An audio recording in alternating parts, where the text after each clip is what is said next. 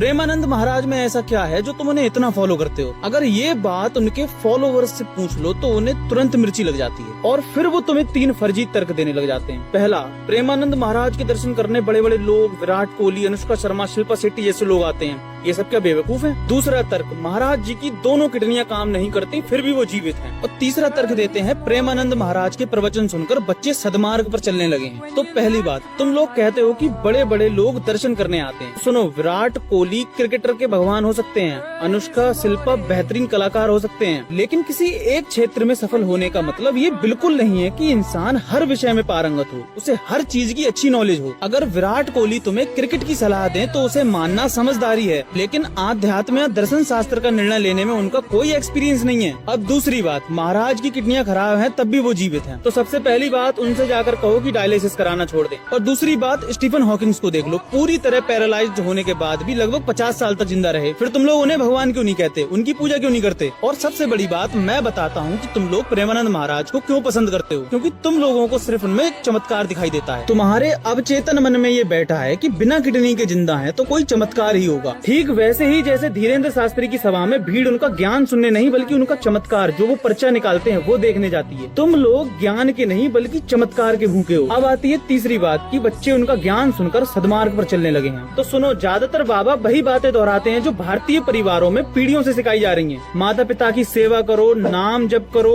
अपने धर्म के सिद्धांतों को मानो, और ये सब बातें तुम्हारे माता पिता और दादा दादी भी बताते हैं, पर उनके मुंह से तुम्हें ये बातें बोरिंग लगती हैं। लेकिन जब कोई बाबा पीले कपड़े पहनकर वही बातें बोलता है तो तुम उनके फैन हो जाते हो। और अगर तुम्हें कुछ नया सीखना और समझना ही है तो फिर ओशो, कृष्णमूर्ति, आचार्य प्रशांत जैसे लोगों को सुनो। पर नहीं, तुम लोगों की दिमाग की क्षमता इतनी है ही नहीं जो तुम उन लोगों को सुन सको या समझ सको। तुम्हारी समझ से बाहर हैं वो लोग। तुम लोग सिर्फ उन लोगों को ही सुन सकते हो जो तुम्हें बता दें कि अगर पास होना है तो बेलपत्री चढ़ा दो, धागा बांध दो या फिर व्रत रख लो, क्योंकि इससे ऊपर तुम्हें चीजें समझ में नहीं आती ना, इसलिए तुम उन्हीं लोगों को सुन सकते हो। बाकी आप लोगों की क्या राय है, अपनी राय कमेंट में जरूर लिखें।